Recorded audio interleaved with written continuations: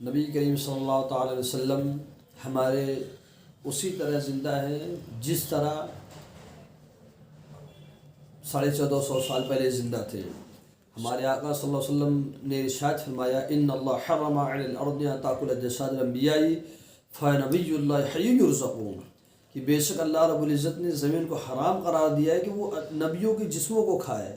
انبیاء اسی طرح زندہ ہوتے ہیں جس طرح دنیا میں تھے اور انہیں رزق دیا جاتا ہے۔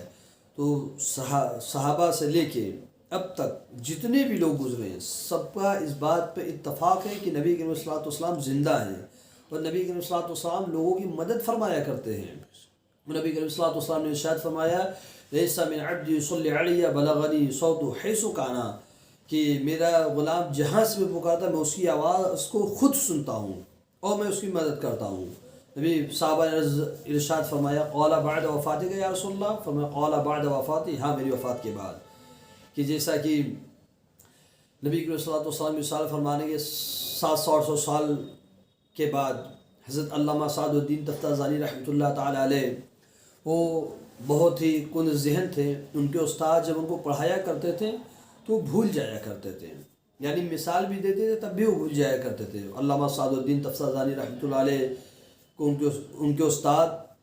امام قطب الدین رازی رحمۃ اللہ علیہ جب کسی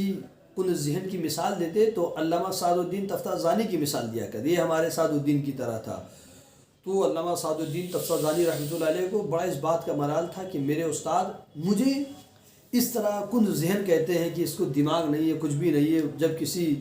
بد دماغ کی مثال دیں تو مجھے دیتے ہیں۔ علامہ سعد الدین تفتازانی رحمۃ اللہ علیہ کے دل میں یہ بات بڑی کھٹک رہی تھی اور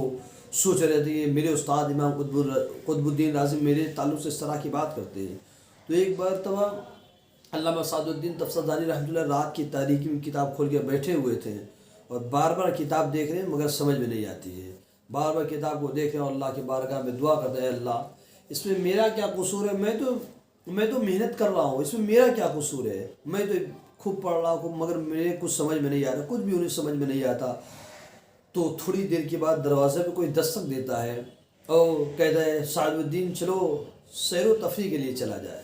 تو علامہ سعد الدین تفتازانی رحمۃ اللہ علیہ فرماتے نہیں، میں تفریح کے لیے پیدا نہیں کیا گیا ہوں، میں تو پڑھنے کے لیے پیدا کیا گیا ہوں، جبکہ پڑھنے کچھ نہیں آتا ہے، کچھ سمجھ میں نہیں آتا، یاد کرتے ہیں بھول جاتے ہیں، مگر کیا کہہ رہے ہیں میں پڑھنے کے لیے پیدا ہوا۔ پھر تھوڑی دیر کے بعد کسی آواز آئی کہ سعد الدین چلو سیر و تفریح کیا جائے۔ پھر علامہ سعد الدین تفتازانی رحمۃ اللہ علیہ فرماتے ہیں میں تو پڑھنے کے لیے پیدا، میں نے منع کیا ہے میں نہیں جاؤں گا۔ تیسری بار پھر جب وہی جو تو آواز آتی ہے سعد الدین چلو تفریح کے لیے چلا جائے، تو علامہ سعد الدین تفتازانی رحمۃ اللہ علیہ فرماتے ہیں کہ میں نے کہہ دیا نا میں نہیں آؤں گا۔ تو آواز آتی ہے سعد الدین تو جاننا چاہتا ہے باہر کون آیا ہے؟ کہا کہ محمد رسول اللہ صلی اللہ علیہ وسلم آئے۔ اتنا سننا تھا علامہ سعد الدین تفتازانی رحمۃ اللہ علیہ فوراً پگڑی کو چھوڑ دیتے ہیں، چپل کو چھوڑ دیتے ہیں، امامے کو چھوڑ دیتے ہیں، کتابوں کو چھوڑ دیتے ہیں، ساری جو سعد الدین تفتازانی کو کتاب سے کوئی جدا نہیں کر سکتا تھا وہ علامہ سعد الدین تفتازانی یہ بات سن کے نبی صلی اللہ علیہ وسلم آئے، کتابوں کو چھوڑ کے، چپلوں کو چھوڑ کے، امامے کو چھوڑ کے وہ فوراً دروازے پہ جاتے ہیں تو کیا دیکھتے ہیں نبی کریم صلی اللہ تعالی وسلم تشریف لائے ہیں۔ یہ کئی سال میں 600-700 سال کی بات کی بات ہے، نبی کی مثال فرمایا 600-700 سال کی بات ہے، اور اس واقعے کو ابن حماد حنبلی نے لکھا ہے جس کا غیروں سے تعلق ہے۔ تو جب علامہ سعد الدین تفتازانی رحمۃ اللہ علیہ نبی کریم صلی اللہ علیہ وسلم کو دیکھا ہے تو آقا دو جہاں صلی اللہ علیہ وسلم ارشاد فرماتا ہے اے سعد الدین زبان کھول، اے سعد الدین زبان کھول، میں تجھے علم پلا دیتا ہوں۔ آقا دو جہاں صلی اللہ علیہ وسلم اپنا لعاب مبارک علامہ سعد الدین تفتازانی رحمۃ اللہ علیہ کے منہ میں ڈالا ہے اور حضور صلی اللہ علیہ وسلم وہاں سے چلے گئے ہیں۔ پھر کیا ہے وہی علامہ سعد الدین تفتازانی رحمۃ اللہ تعالی علیہ ہیں کہ جب صبح درسگاہ میں بیٹھتے ہیں تو کیا دیکھتے ہیں کہ ان کے استاد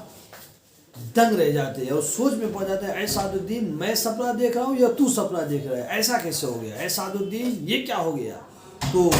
علامہ سعد الدین تفتازانی رحمۃ اللہ علیہ فرماتے استاد میں آپ کو اکیلے میں بتاؤں گا کہ بتا تو صحیح بتا۔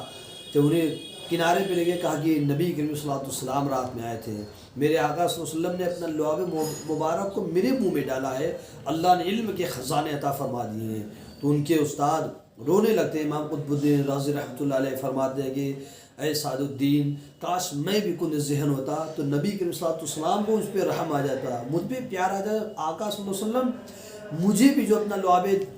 مبارک پہ لعاب دہن پلا دیتے، مجھے بھی اللہ علم کے خزانے عطا فرما دیتا۔ آج وہی علامہ سعد الدین تفسیرانی رحمۃ اللہ علیہ ہیں جن کی کتابوں کو پڑھنے کے لیے کئی جتن کرنے پڑتے ہیں، ہر شخص ان کی کتاب بھی نہیں پڑھ سکتا، ان کی کتابوں کو پڑھنے کے لیے بہت علم کی ضرورت پڑتی ہے۔ یہ وہ علامہ سعد الدین تفسیرانی رحمۃ اللہ علیہ۔ تو پہلے کے لوگ بھی یہی عقیدہ رکھا کرتے، نبی کریم صلی اللہ علیہ وسلم مدد بھی فرمایا کرتے ہیں، جس طرح 1450 سال پہلے آقا صلی اللہ علیہ وسلم جب حیات ظاہری میں تھے تب بھی مدد فرما رہے تھے، آج بھی مدد فرماتے میرے آقا صلی اللہ علیہ وسلم، اس لیے کہ کربلا کی سرزمین پہ امام زین العابدین نے بھی پکارا ہے یا رحمت للعالمین ادرک لزین العابدین۔ حضرت زینب رضی اللہ تعالیٰ عنہ نے بھی کربلا کی سرزمین پہ پکارا ہے یا رسول اللہ صلی اللہ علیہ وسلم اپنے نواسے کی حالت کو دیکھیے یہ کس حال میں پڑا ہے۔ تو بڑے بڑے لوگوں نے نبی صلی اللہ علیہ وسلم کو پکارا ہے، نبی نے ان کی مدد فرمائی ہے۔